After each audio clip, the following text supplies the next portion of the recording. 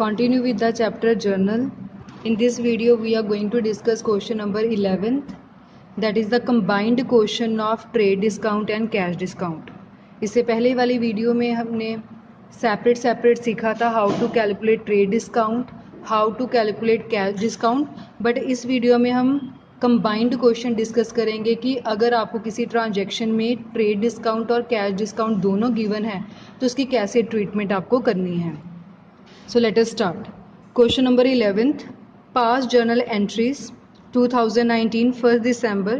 Sold goods of the list price of rupees 10,000 to Deepak for cash at 10% trade discount and 5% cash discount. Sold goods of the list price कि दीपक को list price मतलब जो MRP होता है उसका price था 10,000, वो दीपक को सोल्ड किया गया है फॉर कैश. जैसे हमने पहले पढ़ा कि अगर किसी ट्रांजैक्शन में नाम, जैसे इसमें दीपक का नाम गिवन है और आपको कैश दोनों गिवन हो तो हमारे लिए कैश ज़्यादा इंपॉर्टेंट होता है. 10,000 की गुड्स बेची गई हैं. जब गुड्स बेची गई तो 10% का ट्रेड डिस्काउंट दिया है और 5% का कैश डिस्काउंट दिया है. सबसे पहले जब भी आपको क्वेश्चन स्टार्ट करना है, किसी ट्रांजैक्शन को स्टार्ट करना है, पहले हमेशा एंट्री बनानी है, उसके बाद अमाउंट की तरफ जाना है. जैसे इस क्वेश्चन में आपको ट्रेड डिस्काउंट भी गिवन है, आपको कैश डिस्काउंट भी गिवन है, तो हमें पता है कि जब ट्रेड डिस्काउंट होता है तो उसका रूल था कि इसको हम कभी भी जर्नल एंट्री में नहीं दिखाते, बस माइनस करके इसको शो कर देते हैं. बट जो कैश डिस्काउंट होता है इसको प्रॉपर क्वेश्चन में दिखाया जाता है, एंट्री में दिखाया जाता है कि डिस्काउंट मिल रहा है या हम डिस्काउंट दे रहे हैं. सो पहले हम जर्नल एंट्री बनाएंगे, फिर हम अमाउंट की तरफ चलेंगे. Sold goods of the list price of rupees 10,000 to Deepak for cash. सो नाम और कैश दोनों गिवन है, सो हमारे लिए कैश इंपॉर्टेंट है. हमने गुड्स बेची हैं, सेल्स हमारे लिए इंपॉर्टेंट है. At 10% trade discount and 5% cash discount. Trade discount को तो शो हम करते नहीं, कैश डिस्काउंट को शो करना पड़ेगा. अब जब गुड्स बेची हैं तो डिस्काउंट भी दिया गया होगा, सो डिस्काउंट अलाउड आएगा. सो जनरल एंट्री बनाए, हमें कैश मिल रहा है, सो एक तो हमारे पास कैश आ गया, कैश अकाउंट डेबिट. सेकंड, हमने डिस्काउंट दिया है, जब हमने अपने बायर दीपक को गुड्स बेची तो हमने उसको 5% का कैश डिस्काउंट दिया, तो कैश डिस्काउंट को हम जर्नल एंट्रीज में दिखाते हैं. जब हम डिस्काउंट देते हैं तो हमारे लिए लॉस हो जाता है, तो लॉस को नॉमिनल रूल के अकॉर्डिंगली हम क्या करते हैं, डेबिट करते हैं, क्योंकि नॉमिनल अकाउंट का रूल होता है debit all the expenses and losses. Goods को हमने बेचा है, जब गुड्स को बेचते हैं तो उसको हम सेल्स बोलते हैं. सो टू सेल्स अकाउंट लिख लिया. सेल्स हमारे लिए इनकम है, इनकम के ऊपर भी नॉमिनल अकाउंट का रूल लगता है. Credit all the incomes and gains, जितनी भी इनकम्स होती है उसको क्या कर लो, क्रेडिट कर लो. सो ट्रांजेक्शन हमने बना ली. अब हम अमाउंट की तरफ चलते हैं. सो बेसिकली 10,000 की जो थी गुड्स थी, सबसे पहले हम इसमें ट्रेड डिस्काउंट माइनस करते हैं. पहले ट्रेड डिस्काउंट ही क्यों माइनस किया जाता है, क्योंकि हमें पता है कि ट्रेड डिस्काउंट हम दोनों में देते हैं, वेदर गुड्स आर सोल्ड और purchased on the basis of cash और on the basis of credit. बेशक पैसा दे के गुड्स को खरीद के लाओ या उधार पे लेकर आओ, ट्रेड डिस्काउंट तो सबको ही मिलता है. सो ट्रेड डिस्काउंट आपको गिवन था क्वेश्चन में 10%.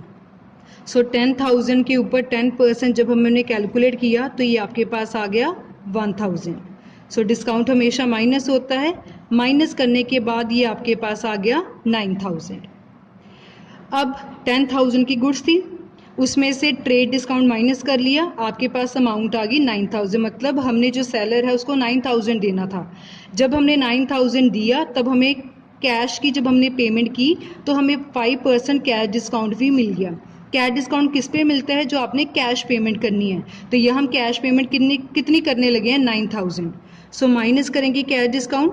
कैश डिस्काउंट कैसे कैलकुलेट करना है, 9,000 के ऊपर 5%, ये आपके पास आ जाएगा 450. डिस्काउंट है तो हमारी अमाउंट इससे कम हो जाती है, तो इसको माइनस कर लिया, ये आपके पास आ गया 8,550. सीक्वेंस हमेशा ऐसी ही रखनी है कि जो आपको ओरिजिनल लिस्ट प्राइस गिवन है, सबसे पहले उसमें से आपको ट्रेड डिस्काउंट माइनस करना है. ट्रेड डिस्काउंट माइनस करने के बाद जो अमाउंट होती है वो अल्टीमेटली एक बायर ने पे करनी थी. जब बायर वो अमाउंट पे करेगा तो उसके ऊपर उसको कैश डिस्काउंट मिलेगा. जैसे इसमें हमने 9,000 पे करना था, तो 9,000 के ऊपर 5% हमें कैश डिस्काउंट मिला 450 हमारी अमाउंट आ गई, तो 9000 में से 450 माइनस करके हमने अल्टीमेटली कितने पैसे पे किए 8550। सो इसको ट्रांजैक्शन में कैसे शो करना है, सेल्स, पहले हम सेल्स लिखेंगे।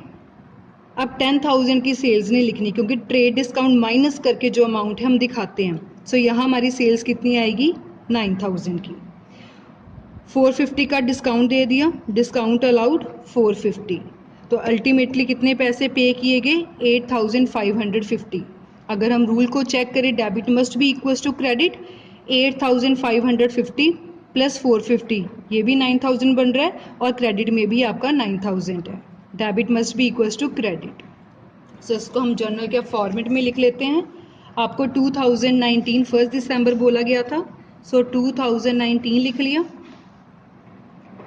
1 दिसंबर cash account debit, discount allowed account debit to sales account, bracket में नरेशन लिख लेंगे, being goods sold, trade discount at the rate 10% and cash discount at the rate 5%, bracket close और सिंगल लाइन लगा के transaction को close कर दिया। Cash हमने पे किया था 8550, डिस्काउंट दिया था 450 का और अल्टीमेटली सेल्स थी 9000। सो अगर हम चेक करें तो डेबिट का टोटल भी आपके पास 9000 बन रहा है, क्रेडिट का टोटल भी आपके पास 9000 बन रहा है। सो ट्रांजेक्शन बिल्कुल सही है। Moving to next, our second transaction is purchase goods of the list price of ₹50,000 from Rohan for cash at 10% trade discount and 5% cash discount. अब गुड्स को खरीदा गया है, 50,000 की गुड्स थी, रोहन से खरीदी गई हैं फॉर कैश। अगेन आपको ट्रांजेक्शन में नाम भी गिवन है, कैश भी गिवन है। जब हमें नाम और कैश दोनों गिवन होते हैं तो हम कैश की तरफ ध्यान देते हैं।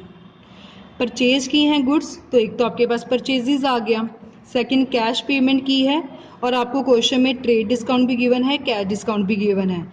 जब आपको दोनों डिस्काउंट गिवन होते हैं तो हमें ट्रेड डिस्काउंट को तो एज पर हम अपनी ट्रांजेक्शन में शो नहीं करते, बट कैश डिस्काउंट को दिखाना पड़ता है। अब कैश डिस्काउंट रिसीव्ड है या अलाउड है ये हमें देखना पड़ेगा। हमने गुड्स खरीदी 50,000 की, उसके ऊपर 10% ट्रेड डिस्काउंट हमें मिला और 5% कैश डिस्काउंट भी मिला, मतलब डिस्काउंट मिल रहा है। जब डिस्काउंट मिलता है तो उसको डिस्काउंट रिसीव्ड बोलते हैं। सो ट्रांजेक्शन कैसे बनेगी, पहले गुड्स खरीदी, जब गुड्स खरीदते हैं हमारे लिए एक्सपेंस होता है, एक्सपेंसेस के ऊपर नॉमिनल का रूल लगता है, debit all the expenses and losses, और उसको हम क्या कर लेते हैं, डेबिट कर लेते हैं। जब गुड्स खरीदी तो कैश में पेमेंट की। अब कैश हमारा एसेट है, रियल अकाउंट के accordingly credit what goes out, जो चीज़ जा रही है कंपनी के बाहर तो उसको क्रेडिट कर दो।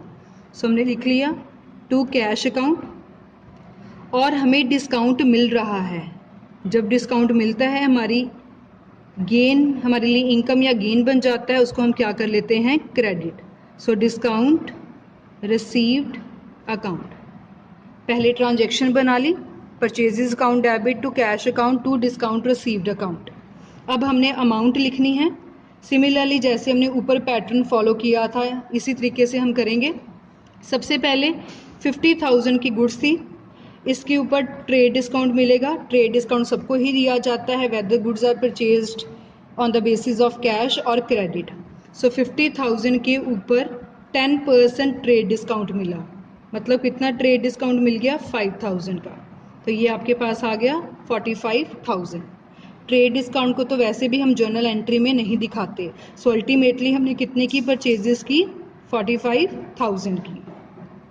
जब 45,000 की पेमेंट करने लगे तब हमें कैश डिस्काउंट भी मिला। सो कितना कैश डिस्काउंट मिला है, 45,000 के ऊपर 5%, ये आपके पास आ जाएगा 2,250।